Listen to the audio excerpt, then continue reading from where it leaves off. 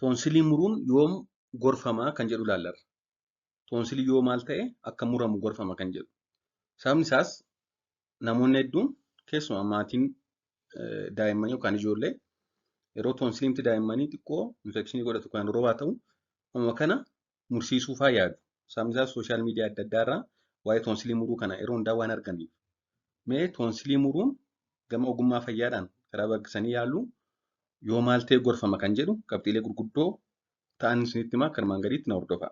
Chaanalii kanaaf haaraa taanaan sabiskiraayib gochuun waa'ee fayyaa waan hedduu irraa baradhaan jedha. Asumaan gara barnoota kootti darba. Akkuma beektan egaa toonsiliin qaama namaadha. Qaama namaa immoo hanga ta'etti faayidaa mataasaa qaba. Toonsiliin keenya fayyaa keenya eeguuf ga'ee olaanaa taphata. Toonsiliin qaamolee dhukkuba nurraa dhorkan keessaa tokko kan ta'edha.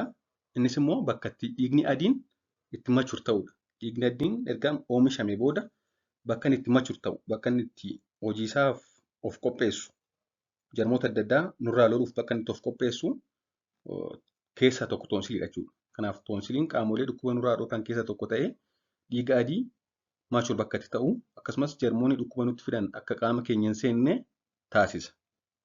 Gahee akkasii qabachuudha. Kana kan taasisu toonsilii bichaa osoo hin ta'in qaama keenya bakka hedduu jira. Namni tokko tokko kulkuluu yookaan dhiita'uu toonsiliin al tokko kan lama qabamee ofuma isaa salphumatti ni dhiisa yookaan ni fayya.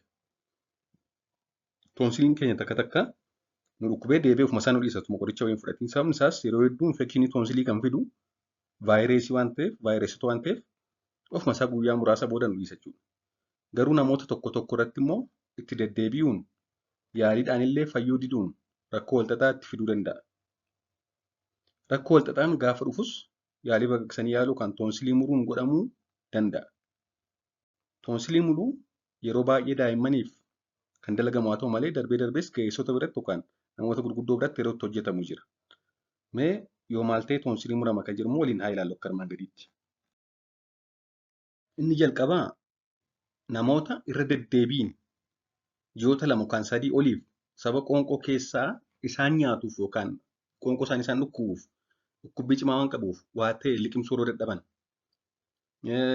yaalaanis haa ta'e ofuma isaa yoo fayyuu dide continuously ji'a lama ji'a sadii yookaan walitti fufinsaan yookaan immoo irra deddeebiin frequently toonsiliin yookaan qoonqoo isaanii keessa isaan dhukkubee yoo waa nyaachuu waa liqimsuu isaan dhorke akkasumas yoo fayyuu dide akka toonsiliin muramu gorfama. Garbiraan toonsiliin amma ammaa itti deddeebi'edha.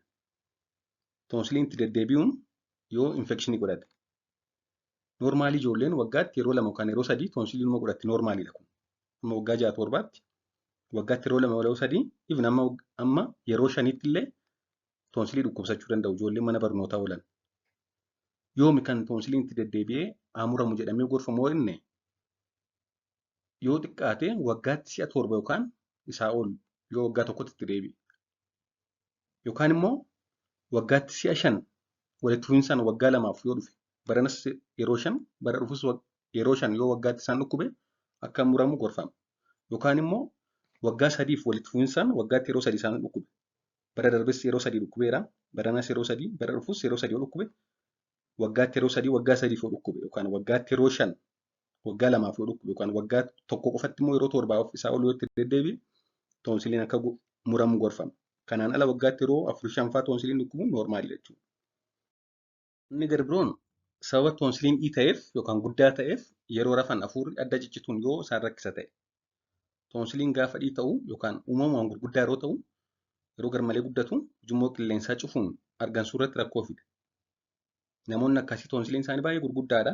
Yeroo rafan ni kurruufuu qofa osoo hin ta'in yeroo rafan baay'ee hafuurri isaanii ciccitee hirribaa utaalanii ka'u affanamanii yookaan ukkaamamanii jechuudha. Kanaaf toonsiliin baay'ee ta'ee qilleensa fudhachuuf baasuu irratti rakkoo uume amma ukkaamamu ta'e yeroo rafu akka muramu gorfama. Garbiraan toonsiliin gurguddinaan kan wal caalu yoo ta'e toonsiliin gama bitaaf gama mirgaa yoo wal caala ta'e guddinni isaa. Toonsiliin hunduu gurguddinni isaa wal qixa. Toonsiliin gurguddinni isaa namaa namatti garaagarummaa qaba. Kan nam tokko guddaa kan nam biraa xiqqoo ta'uu danda'a. Haa ta'u malee toonsiliin keenya kan gama bitaaf gama mirgaa wal qixadha saayiziin isaa.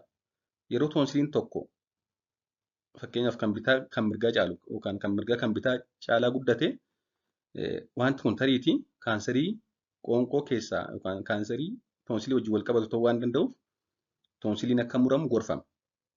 Nama sana biratti kan bitaaf kan mirgaa toonsiliin saayiziin isaa wal caala ta'e jechuudha. Inni shanaffaan dhibee toonsiliin wajjin wal qabatuun boodii toonsilii yookaan duubni toonsilii yoo malaa kuusee immoo qorichaan fayyuu dide toonsiliin akka muramu gorfama. Inni kun peritonsillaa rabsees jedhama. Toonsilii duubni isaa infekshinii godhatee yoo malaa kuusee jira ta'e qorichaanis dafee fayyuu dide toonsiliin akka muramee ba'u gorfama. Kanaaf akka waliigalaatti kanneen kana gurguddoo shanan akka toonsiliin muramu gama yaalaadhaan kan gorfamu. Akkasumas toonsilii yeroo murru mana yaalaatti malee naannootti mursiisuun gonkumaa gaarii miti hamaadhas. Waan dhaggeeffataniif hedduu galatoomaa turtii gaarii.